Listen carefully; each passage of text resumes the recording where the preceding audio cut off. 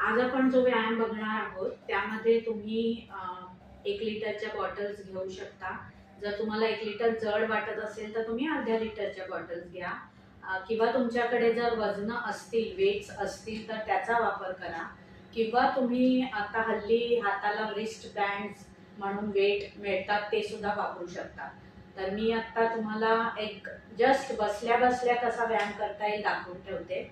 काहींना गुडघ्यांचे त्रास असतात किंवा पाय दुखत असतात, त्यामुळे मग त्यांना उभं राहून करता येत नाही. तर हाच व्यायाम बसून करता येतो, उभं राहून सुद्धा करता येतो.